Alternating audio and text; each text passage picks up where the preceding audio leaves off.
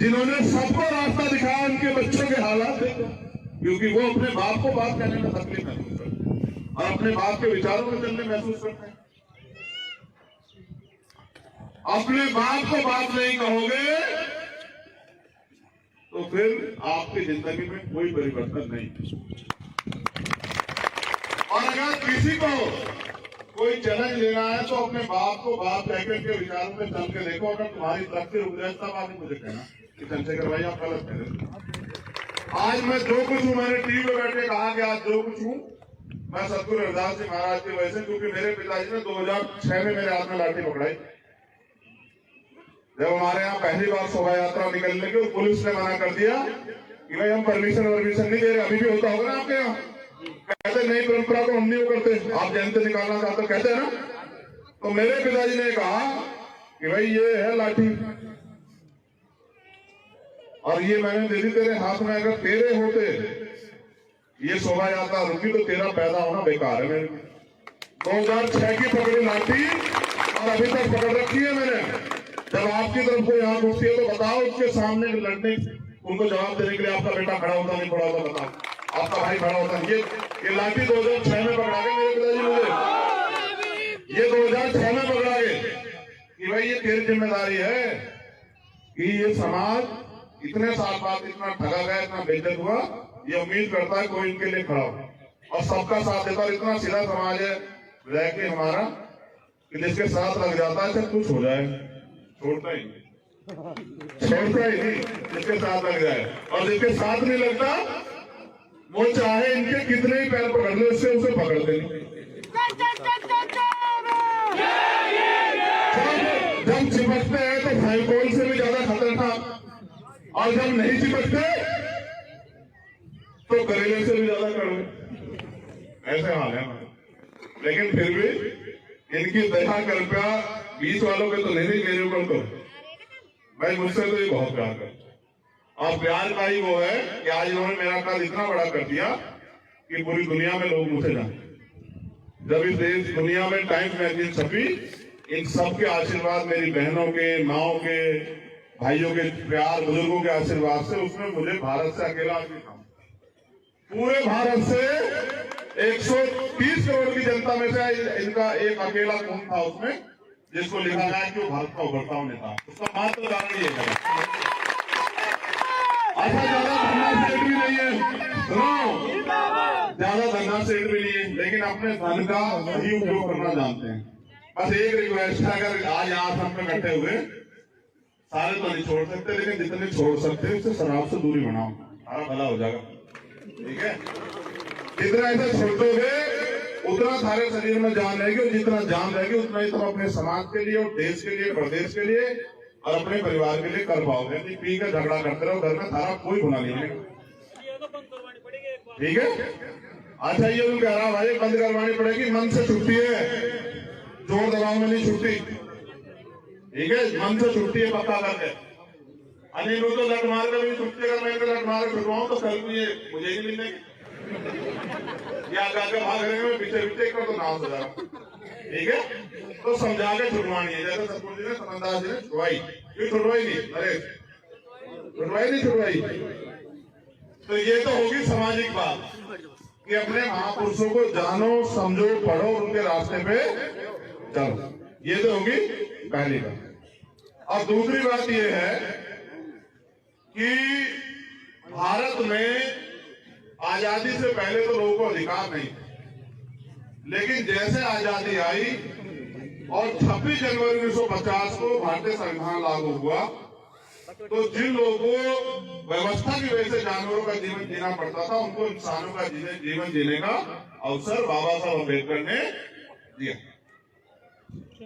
और उन्होंने अपने 4 बच्चे, मेरी बहनें यहाँ बैठे, छोटे छोटे बच्चे आपके पास, ऐसे अपने 4 बच्चे कुर्बान किए, तब जाके हमारे तन पे कपड़े आए, तब जाके गरीब के बेटे को पढ़ने का, आगे बढ़ने का, नौकरी करने का, और सार्वजनिक रूप से जिस तालाब में जानवर पानी पीते उस तालाब में पानी पीने का अवसर मिला। ये बाबा साहब अम्बेडकर के 4 बच्चों की कुर्बानियां हैं, जो उन्होंने उनके खून ने कुर्बान होकर जो सींचा, उससे आज हम लोग यहाँ खड़े होकर अपनी बात को बोलता हूं।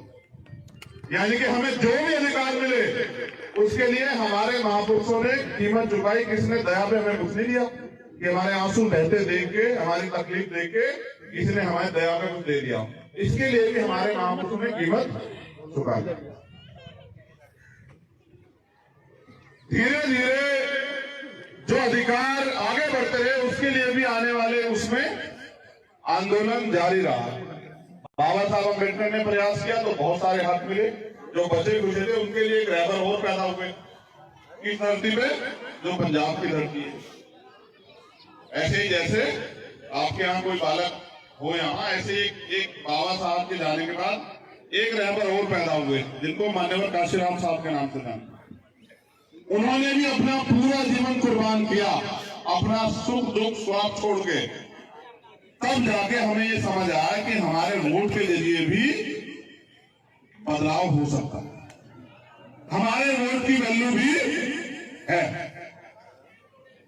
और वो वोट की वैल्यू ऐसी है कि वो मिट्टी के आदमी को बहुत ताकतवर बना दे और बहुत ताकतवर को मिट्टी का बना दे।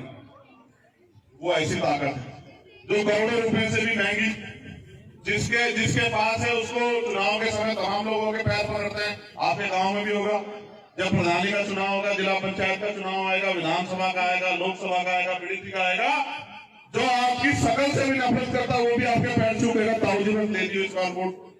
तो ये भी ताकत आपको मिली, समझ रहे हो? किस वजह से छूटे आपके पैर आगे? हाँ जी, आज जिस दिन चली गई है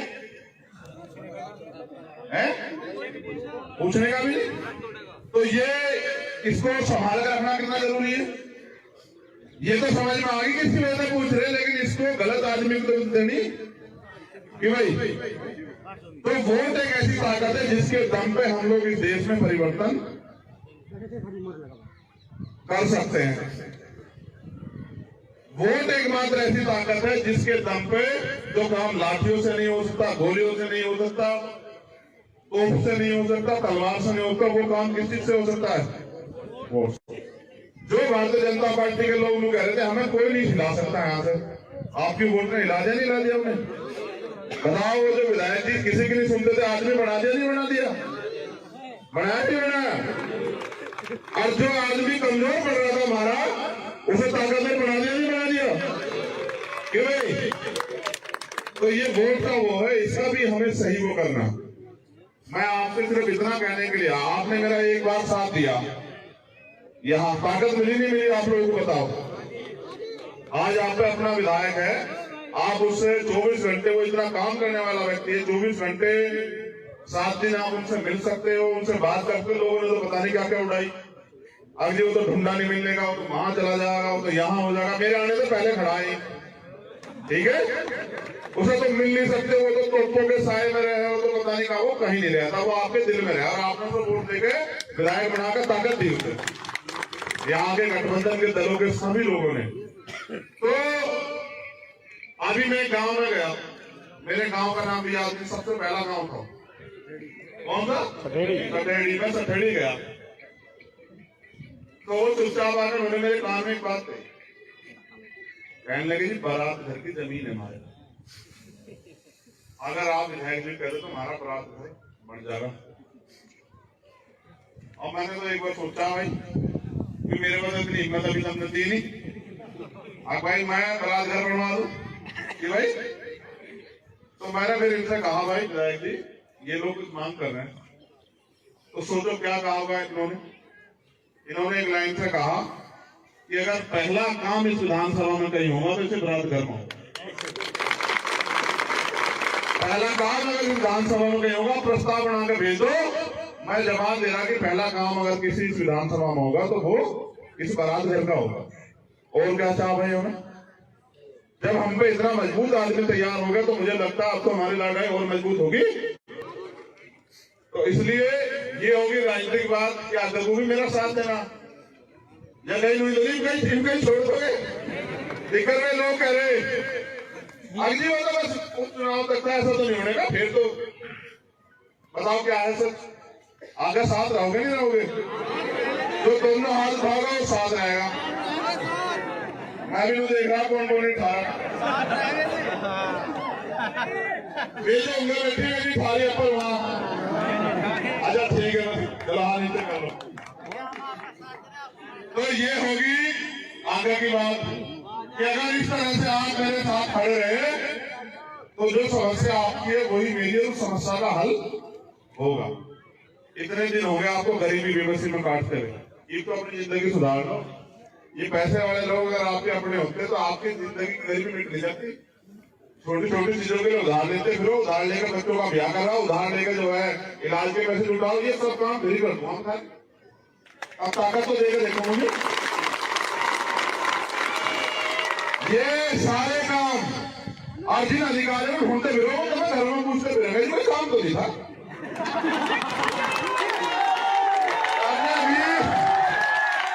अभी मैं आगे किसानों को भी कह रहा था भाइयों की ये बात कि ये निथारे को बढ़ाने मुड़ने देना, मजदूरों की को बढ़ाने विधायक मैं भी वहां गया तेलंगाना। देखो सुनो सारे काम की बात, मैं तेलंगाना गया तो मैंने वहां पूछा कि तुम्हारे यहाँ मजदूर को मजदूरी कितनी मिलती है।